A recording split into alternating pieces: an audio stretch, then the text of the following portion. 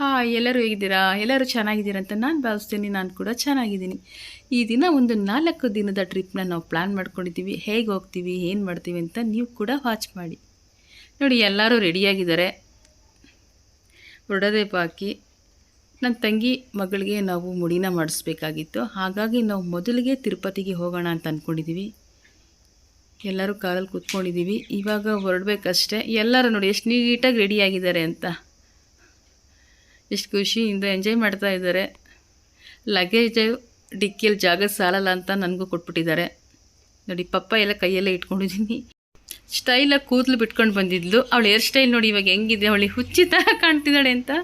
ತಂಗಿ ನೋಡೋಕ್ಕಾಗಲ್ಲ, ಹುಚ್ಚಿ ಥರ ಇದೆಯಾ ಅಂದ್ಬಿಟ್ಟು ರಿಬ್ಬನ್ ಕೊಡ್ತಾ ಇದ್ದಾಳೆ.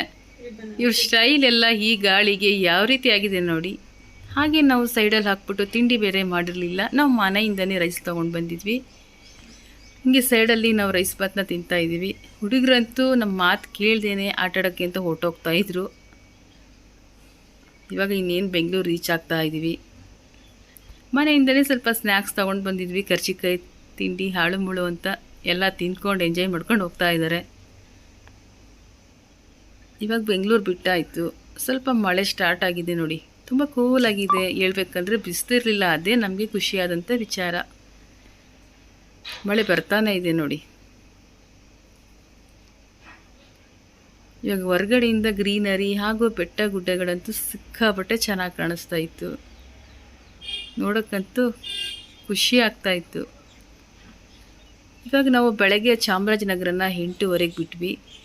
ಇವಾಗ ಎಷ್ಟೊತ್ತಿಗೆ ನಾವು ರೀಚ್ ಆಗ್ತೀವಿ ತಿರುಪತಿನ ನೋಡಬೇಕು.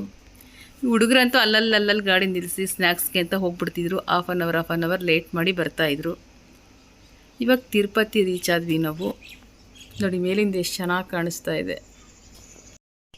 ಇವಾಗ ತಿರುಪತಿಯಲ್ಲಿ ನೋಡಿ ಯಾವ ರೀತಿ ಕಾಣಿಸ್ತಾ ಇದೆ. ಒಳ್ಳೆ ಲೈಟಿಂಗಲ್ಲಿ ವೆಂಕಟೇಶ್ವರ ಎಷ್ಟು ಚೆನ್ನಾಗಿ ಕಾಣಿಸ್ತಾ ಇದೆ ನೋಡಿ.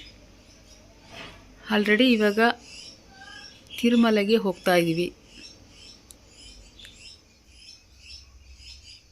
ನೈಟು 8:30 ಆಗಿದೆ.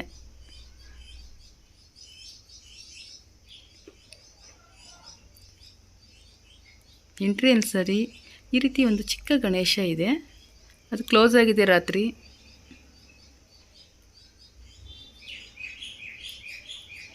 ಈಗ ಮತ್ತೆ ಸ್ಟಾರ್ಟ್ ನಮ್ಮ ಜರ್ನಿ.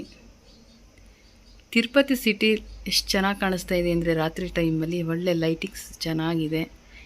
ಇವಾಗ ನಾವು ತಿರುಮಲ ರೀಚ್ ಆದ್ವಿ. ಆಗಲೇ 9:30 ಟೈಮು.